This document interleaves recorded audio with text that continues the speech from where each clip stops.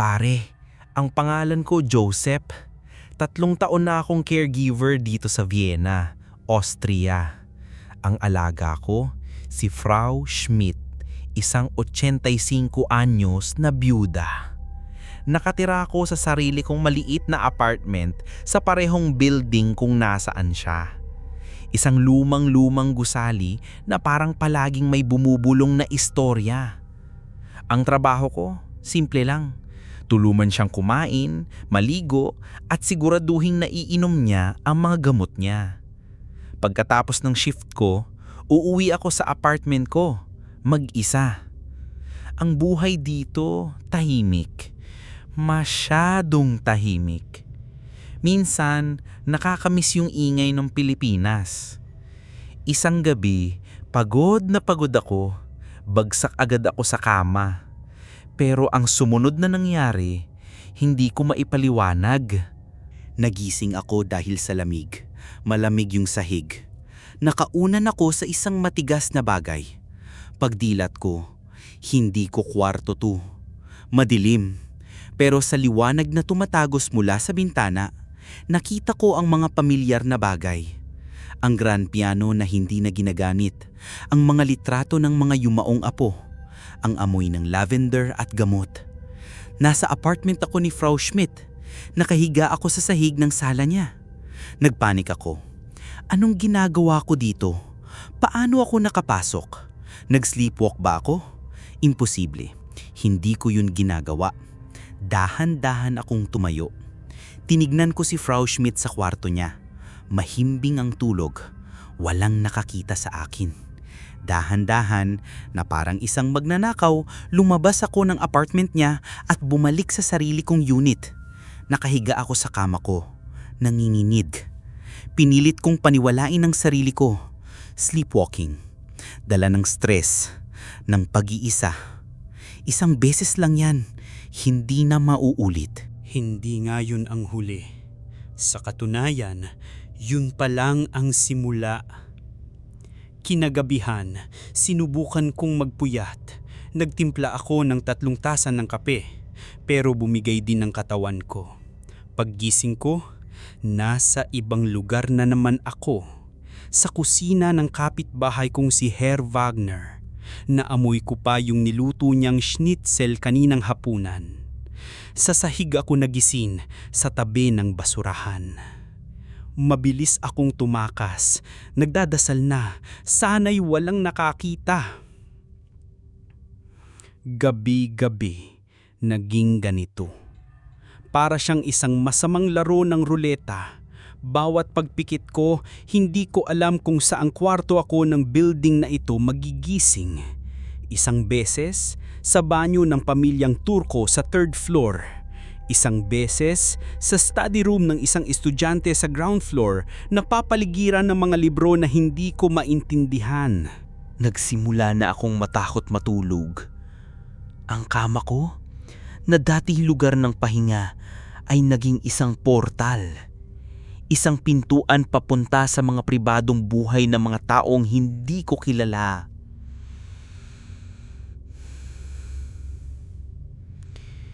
Sinubukan ko ang lahat. Itinali ko ang paa ko sa kama. Naglagay ako ng mga upuan sa harap ng pinto. Pero walang epekto. Paggising ko, nasa ibang apartment pa rin ako. Pero yung tali, wala na. Yung mga upuan, maayos na nakatabi. Na para bang hindi ako dumaan sa pinto. Na para bang ang katawan ko o ang kaluluwa ko ay tumatagos na lang sa mga pader. Ang pinakamasaklap, yung pagod. Bawat umaga pagkatapos ng nakakatakot na pagtakas pabalik sa apartment ko, pakiramdam ko ay hindi ako natulog. Pakiramdam ko tumakbo ako ng 100 kilometro. Ang lakas ko unti-unti nang nauubos. Sa pagdaan ng mga gabi, nagsimula akong magkaroon ng mga malabong alaala ng paglalakbay. Parang panaginip. Nararamdaman ko ang pag-angat, ang paggaan ng katawan, Ang pakiramdam na lumulutang ako sa mga pasilyo ng building. At yung pakiramdam na may hinahanap ako. Isang gabi, nagising ako sa labas ng isang pinto. Bago pa ako tuluyang magising, may narinig ako. Tik tik tik tik tik tik. Isang mabilis at ritmikong tunog. Parang butiki, pero mas metaliko. Mas mapilit. Mas gutom. Galing yon sa loob ng isip ko, pero parang naririnig ko rin sa labas. At kasabay ng tunog na yon, naramdaman ko ang isang matinding pagnanasa. Isang gutom. Pero hindi gutom sa pagkain. Gutom para sa isang bagay na mainit. Isang bagay na malapot. Isang bagay na buhay. Napadilat ako. Nakaupo ako sa sahig sa tapat ng pinto ng apartment 4B. Yung tunog, biglang nawala. Yung gutom, biglang napalitan ng takot at pagkasuka. Tumayo ako at tumakbo pabalik sa apartment ko. Habang nasa elevator, hindi maalis sa isip ko yung tunog. Tik, tik, tik. Sa probinsya, may mga kwento si Lola tungkol dyan. Mga kwento tungkol sa mga aswang na naglalakbay sa gabi. Mga espiya ng kadiliman na naghahanap ng mga buntis o mga may sakit. Mga nilalang na gumagawa ng tunog na yun. Ang tik-tik. Pinilit kong alisin yun sa isip ko. Pamahiin. Imposible. Nasa Vienna ako. Walang aswang sa Vienna. Pero habang nakatingin ako sa salamin, nakita ko ang sarili kong maputla, pagod, at may isang bagong kislap sa mga mata. Ang kislap ng isang mandaragit. Hindi ko na kaya. Tinawagan ko si Lola sa Iloilo. Siya ang pinakamatanda sa pamilya namin at alam kong siya lang ang makakaintindi. Hindi ko sinabi lahat. Sinabi ko lang na palagi akong naglalakbay sa gabi sa aking pagtulog at pagod na ako. Inaasahan ko na mag-aalala siya, na sasabihin niyang magpatingin ako sa doktor. Pero hindi. Narinig ko ang mahina niyang tawa sa kabilang linya. Isang tawang tuyo at parang dahon. Aba, nagsisimula na pala, sabi niya. At sa boses niya, walang takot, mayroon pang ang bahid ng pagmamalaki. Lola, ano pong nagsisimula na? Ang dugo, apo. Malakas ang dugo natin. Malakas ang espiritu. Lalo na kapag malayo. Lalo na kapag nag-iisa. Naghahanap ng paraan para bumalik. Lola, hindi ko po maintindihan. Natatakot po ako. Huwag kang matakot. Sabi niya, ang boses niya'y naging seryoso na. Ito ang ating pamana. Isang regalo. Huwag mo itong labanan. Hahantong ka lang sa pagod. Sa halip, gamitin mo ito. Gamitin para saan? Matulog ka lang, Joseph. Hayaan mo ang iyong espiritu na maglakbay. Magtiwala ka sa kanya. Alam niya ang kanyang hinahanap.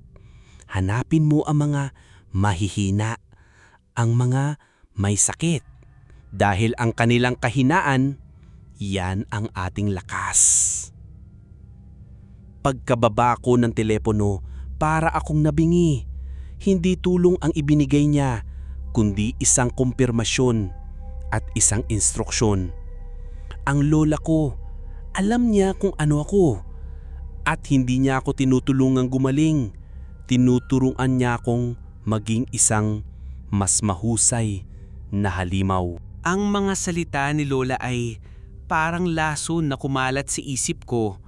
Sinubukan kong labanan. Naglagay ako ng asin sa mga bintana. Nagsabit ako ng rosaryo sa pinto. Pero parang lalo lang lumakas. Ang paglalakbay sa gabi, mas malinaw na. Naaalala ko na ang paglipad, ang pagdaan sa mga pader na parang usok at ang paghahanap. Palaging may hinahanap. At nagsimula ang mga marka. Isang umaga, habang binubuksan ko ang bintana para magpahangin, may napansin ako sa labas ng salamin. Mga marka ng kamay. Pero hindi ordinaryong marka. Maitim, malagkit, parang langis. At ang mga daliri, masyadong mahaba, masyadong payat. Linisan ko, pero kinabukasan, nandun na naman sa ibang bintana. Na para bang may isang bagay sa labas na sinusubukang pumasok tuwing gabi. Sinusubukang silipin kung sino ang nasa loob. Pero ako lang mag-isa dito. Maliban na lang kung... Isang gabi, sinubukan ko ang isang eksperimento. Bago ako matulog, nag-set up ako ng camera, nakatutok sa bintana. Pagod na pagod ako, kaya mabilis akong nakatulog. Nagising ako sa sahig ng laundry room ng building. Madaling araw na. Mabilis akong bumalik sa apartment ko. Nanginginig kong pinanood ng recording. Karamihan, wala. Tahimik na kwarto. Pero pagdating ng 3:15 AM, may gumalaw. Mula sa ilalim ng kama ko, isang anino ang lumabas. Isang aninong maitim at parang usok. Gumapang ito sa sahig at lumabas sa ilalim ng pinto. Pagkatapos ng ilang minuto, yung mga marka sa bintana, nakita ko kung paano sila lumitaw. Isang malaking, maitim na ibon na may mga pakpak na parang paniki ang dumapo sa labas at sinubukan nitong sirain ang bintana gamit ang kanyang mga kuko. At habang nanonood ako, napansin ko ang isang bagay. Ang ibon na yun at ang anino ni lumabas sa ilalim ng kama ko. Sabay silang nawala. At ilang segundo lang, yun ang oras na nagising ako sa laundry room. Yung anino, ako yun. At yung ibon sa labas, yun ang nagbabantay sa katawan kong naiwan. Dugo, pamana, tik-tik. Yan ang mga salitang umiikot sa isip ko. Kailangan kong malaman ang totoo. Kailangan kong bigyan ng pangalan ang bangungot na ito. Sa internet, hinanap ko ang lahat. Mga alamat ng Iloilo, mga kwento tungkol sa mga aswang. At doon, nabasa ko ang tungkol sa kanila. Ang tik-tik. Hindi sila yung tipo ng aswang na kumakain ng tao. Sila ang mga espiya, ang mga scout. Sila yung mga may kakayahang ihiwalay ang kanilang espiritu sa kanilang katawan o magpadala ng isang familiar, isang ibon o isang anino para maghanap ng biktima. Ang paborito nilang biktima, ang mga may sakit na mahina na ang kaluluwa at ang mga buntis na may dalang bagong buhay. Ang tunog na tik-tik-tik ay ang kanilang tawag, ang kanilang babala. At kapag nakahanap na sila ng biktima, babalikan ito ng mas malakas na aswang, ang manananggal o ang danag para kunin ang premyo. Ang kakayahan, sabi sa nabasa ko, ay namamana. Ipinapasa sa dugo. Isang regalo mula sa isang ninuno na gumawa ng kasunduan sa kadiliman. Lahat ng piraso nagkasya. Ang paglalakbay ng spirito ko, ang tunog ng tiktik, ang pagkahumaling ko sa mga may sakit at mahihina, ang lola kong naguutos na hanapin sila. Hindi ako ang halimaw, hindi pa. Ako ang instrumento, ako ang mata at tanginga, ako ang asong ginagamit para mangamoy ng biktima, at ang amo ko, ang tunay na mandaragit, ay nasa Pilipinas. Naghihintay ng aking ulat. Naghihintay na ibulong ko sa hangin ang pangalan ng susunod niyang kakainin. Apartment 4B. Yung pinto kung saan ko unang narinig ang tunog ng tiktik. Gabi-gabi, doon ako dinadala ng aking paglalakbay. Hindi ako pumapasok, pero nararamdaman ko ang lahat. Nakalutam ako sa labas ng pinto nila at naririnig ko ang dalawang tibok ng puso sa loob. Yung isa, kalmado at regular. Yung isa, maliit at sobrang bilis. Isang ina at isang sanggol. Nalaman ko kung sino sila. Isang pamilyang Pilipino. Ang asawang lalaki, nagtatrabaho sa UN. Ang asawang babae, si Jessica, isang nurse at 8 buwan na siyang buntis. Sila ang target. Sila ang pinapahanap sa akin ni Lola. Isang malusog na sanggol. Isang perpektong pagkain. Sa bawat gabi na napupunta ako doon, mas lumalakas ang tunog ng tiktik sa isip ko. At mas lumalakas ang gutom. Ang gutom ni Lola. Nararamdaman ko ito sa kabilang panig ng mundo.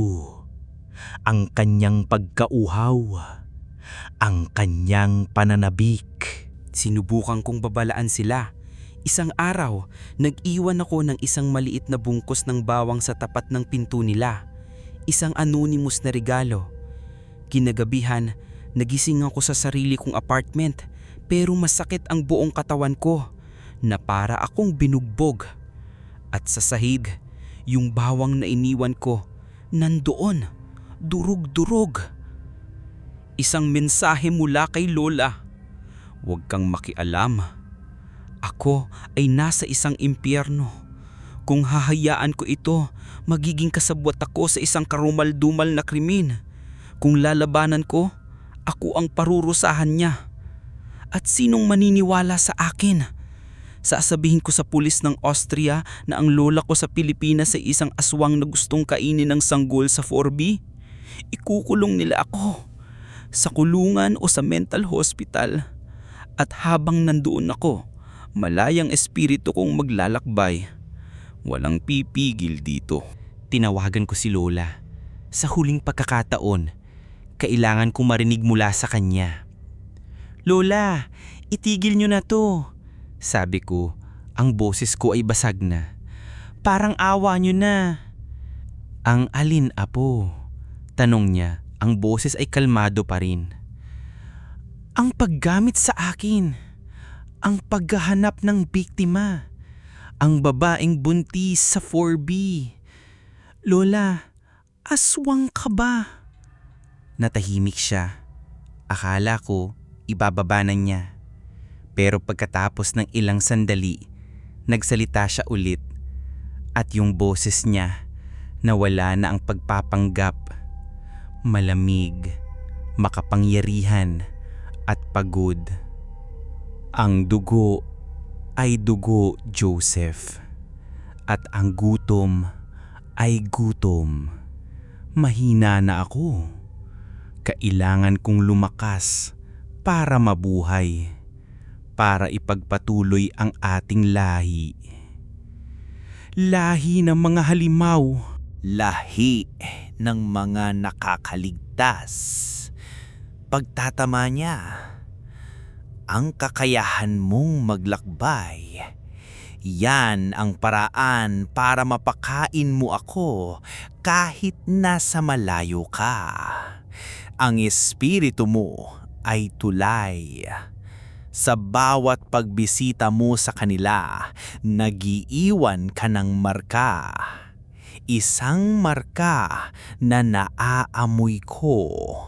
At kapag hinug na ang prutas, susunduin ko na. Paano? Paano ka makakapunta dito? Narinig ko ulit yung tuyo niyang tawa. Hindi ko na kailangan pumunta dyan, apo. Gagamitin ko ang tulay. Gagamitin ko ikaw. Naintindihan ko na. Ang plano niya ay hindi lang gamitin ako bilang espiya. Sa gabi ng kanyang pag-atake, hindi lang ang espiritu ko ang maglalakbay. Ang katawan ko, gagamitin niya bilang sisidlan para isagawa ang kanyang krimen. Ako ang papatay para sa kanya. Ito na ang gabi. Alam ko, ramdam ko. Ang hangin sa Vienna kahit malamig ay parang naging mabigat at malagkit gaya ng hangin sa probinsya. Si Frau Schmidt, ang alaga ko, ay hindi mapakali, palaging tumitingin sa bintana. Sabi niya, mayroon daw isang malaking ibon na palipad-lipad sa labas. Pag-uwi ko sa apartment ko, naghanda ako. Ikinalat ko ang asin sa buong sahig, ibinuhos ko ang suka sa mga bintana, ipinulupot ko ang rosaryo sa kamay ko, at humiga ako sa gitna ng sahig sa loob ng isang bilog ng asin, naghihintay. Nang dumating ang antok, hindi ito ang ordinaryong antok. Isang malakas at hindi mapigilang puwersa ang humihila sa akin sa kadiliman. At naramdaman ko ang pag-angat, ang paghiwalay. Ngunit this time, lumaban ako. Pinilit kong manatili sa aking katawan, pinilit kong hawakan ng rosaryo ng mahigpit. Nagdasal ako hindi sa Diyos kundi sa sarili kong lakas. Hindi, ito ang katawan ko, ito ang buhay ko. Paulit-ulit kong sinasabi sa isip ko. Sa isip ko, nakikita ko ang dalawang bagay ng sabay. Nakikita ko ang sarili kong nakahiga sa sahig, nanginginig. At nakikita ko ang espiritu kong anino na nakalutang sa pasilyo, dahan-dahang gumagalaw papunta sa pinto ng 4B. Narinig ko ang boses ni Lola sa isip ko. Galit, nag-uutos. Sumunod ka, gutom na ako. Hindi, sagot ko. Naramdaman ko ang isang matinding sakit na para bang pinupunit ang kaluluwa ko. Isang digmaan sa pagitan ng dugo ko na gustong sumunod at ng isip ko na gustong lumaban. Pinakawalan ko ang isang sigaw sa isip at sa realidad. At ibinuhos ko ang lahat ng natitira kong lakas para bawiin ng aking espiritu. Isang huling malakas na paghila pabalik sa aking katawan. Nagising ako sa ospital. Sabi ng mga doktor, nagkaroon daw ako ng isang matinding seizure. Isang linggo akong walang malay. Paglabas ko, bumalik ako sa apartment ko. Tahimik. Walang marka sa bintana. Walang tunog ng tik-tik. At kapag natutulog ako, nananatili ako sa kama ko. Tapos na. Tumawag ako sa Pilipinas. Ang sabi ng tita ko, namatay daw si Lola. Isang linggo na ang nakakaraan. Atake daw sa puso. Alam kong hindi. Namatay siya sa gutom. Nakalaya na ako. Pero may naiwan. Yung regalo ng dugo. Yung kakayahang makaramdam. Bumalik ako sa trabaho bilang caregiver. Pero iba na ngayon. Kapag hinahawakan ko ang kamay ni Frau Schmidt, hindi ko lang nararamdaman ang kanyang manipis na balat. Nararamdaman ko ang kanyang sakit, ang kanyang lungkot, ang kanyang mga alaala. Isang araw, dinalaw kami ng isa pang Pinay na nurse, si Jessica, mula sa 4B. Dala niya ang kanyang bagong silang na sanggol. Masaya siya, malusog. Hindi niya alam kung gaano kalapit ang kanyang anak sa isang malagim na katapusan. "Joseph, kamusta ka na?" tanong niya. "Narinig ko ang nangyari sa'yo." Ngumiti ako. "Okay na ako." Hinawakan ko ang kamay ng sanggol at naramdaman ko ito. Ang dalisay at malakas na tibok ng kanyang buhay. At sa kaibuturan ng aking dugo, may isang gutom na anino na gumalaw. Ngulit this time, Hindi na ito ang gutom ni Lola. Akin na ito at kaya ko na itong kontrolin.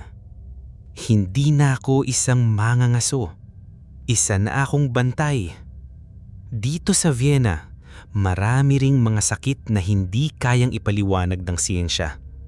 Mga kalungkutan, mga takot, mga multo na sumusunod sa mga kapwa ko OFW.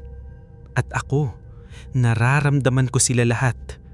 Siguro yun ang dahilan kung bakit ako narito. Hindi para magpadala ng biktima, kundi para maging isang manggagamot.